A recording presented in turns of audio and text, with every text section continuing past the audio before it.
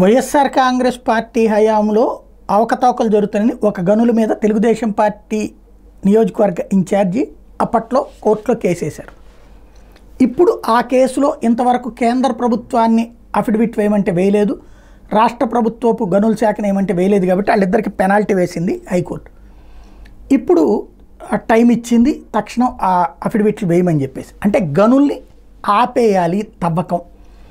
ఇప్పుడు మరి తెలుగుదేశం ఎవరైతే అప్పుడు కంప్లైంట్ పెట్టారో ఆయన ఇప్పుడు ఎమ్మెల్యే అయ్యారు. ఇప్పుడు ఆయన ఆ గనుల్ని తవ్వించుతారా, తవ్వించకుండా ఆపుతారా చూడాలి.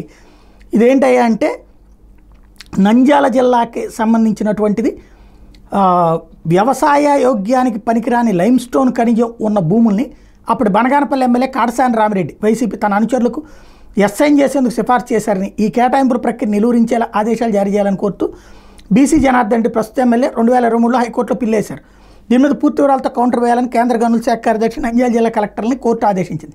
బుధవారం జరిగిన విచారణలో కేంద్ర గనుల శాఖ కౌంటర్ వేయకపోవడంతో ధర్మాసనం ఆగ్రహం వ్యక్తం చేసింది.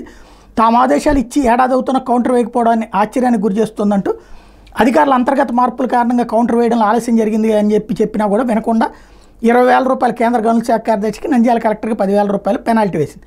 ఇప్పుడు ఇంతకీ మరి బీసీ జనార్దన్ రెడ్డి గారు ఆ గనుల్ని కొనసాగిస్తారా, గనుల్ని క్లోజ్ చేపిస్తారా? అప్పుడు ఆపేయమని కదా ఆయన అడిగింది.